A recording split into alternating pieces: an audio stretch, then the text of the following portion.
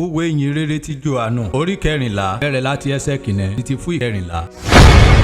Bíbélì kíkà lédè Ìjẹ̀bú pẹ̀lú Olúṣẹ́gun Ládébùwà. Ẹ má jẹ́ kọ́kàn mi dàrú. Ẹ gba Ọlọ́run Olódùmarè gbọ́. Ẹ gbà mí gbọ́ pẹ̀lú. Nínú ilé bá mi ọ̀pọ̀lọpọ̀ ilé ìwọ̀sí rè wá níbẹ̀. Ibà má jẹ́ wá èmi bá ti wí rún ẹ. Nítorí èmi ń lọ bẹ́ẹ̀. Èmi lè pèsè àyè lẹ́rùn ẹ. Bá dẹ́ ti la pèsè àyè sí lẹ́rùn ẹ. Èmi adẹ́yìn wá. Wọ́n ti wá mú mẹ́dẹ́yìn sọ́dọ̀ rẹ̀ mi. Dúdà ọ̀fọ̀ níbí kíbí ní bá ní. Ẹ̀mẹ̀ lé wà níbẹ̀ pẹ̀lú. Lè ṣe kẹ̀lẹ̀ rè. Ẹ̀mẹ̀ ti mọ ibi rè mi lọ. Ẹ ti mọ ọ̀nà rẹ̀ dẹ́ máa tọ̀ kàn láì fún bẹ́ẹ̀. Títọ́mọ sí ìfèsì rí Jésù. Òwe ọ̀fọ̀ Olódùmarè. Àwa mú bèrè wọ̀n lọ o. Bá dẹ̀ ṣe máa mọ ojú ọ̀nà rà máa tọ́kara ìfúbẹ̀. Ìjésù ìfèsì ìtọ́mọ sí ọ̀fọ̀. Èlérí ọ̀nà òtítọ́ àti uyè. Èso ní kan nírèlé wà sọ́dọ̀ bá mi. Èsì nípasẹ̀ rè mi. Ìgbà jẹ́ ọ̀fọ̀ ẹ̀mẹ̀ ti mú mi. Mẹ́bàá ti mọ bá mi pẹ̀lú. Láti sẹ́yìn lọ ẹ̀mẹ̀ ti mú. Ẹ̀dẹ́ ti rí. Ní Fílípì ìfèsì rí Jésù. Ọ̀fọ̀ Olódùmarè. Ìfi bàbá hàn wá. Tó ọ̀fọ̀ òtò rẹ ní Jésù ìwé wọn ọ̀fọ̀. Adúrú dédé ògbà àti àkókò. Èmi ti bá mẹ́gbẹ́ ìbọn tí mo sàn tó. Wọ́n sì mọ èmi síbẹ̀síbẹ̀. Fílípì ọ̀nì kan nírè bá ti rí mi. Ó ti rí bá mi. Tẹ̀sí kí wọ́n gbé ọ̀fọ̀. Tí ń fún bàbá hàn mẹ́. Wọ́n gbàgbọ́ ọ̀fọ̀. Èmi wà nínú bàbá àti ọ̀fọ̀ bàbá wa nínú èmi dán. Dédé ọ̀rọ̀ ni mò ń gbin ẹrún ẹ̀. Nídà wọn wí. Gbọ́n bá mi ń gbénu ré mi. Òun rè dẹ́m ṣiṣẹ́ rẹ̀. Ìgbà náà ẹ gbà mí gbọ́ ọ̀fọ̀. Èmi wà nínú bá mi. Bá mi dẹ́ wà nínú ré mi. Bẹ́ẹ̀ sì wà ẹ gbà mí gbọ́. Nítorí àwọn iṣẹ́ àmì ni mo ti ṣe pàápàá. Lóòótọ́ ni mo gbinú ẹ. Ọ̀nìkan nírè bá gbà mí gbọ́. Ó dà. Iṣẹ́ rẹ̀ gborin ju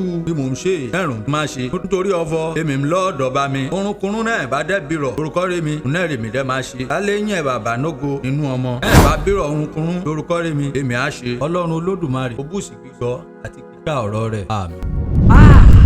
Bíbélì dùn ká lédè Ìjẹ̀bú pẹ̀lú Olúṣẹ́gun Ládébùwà.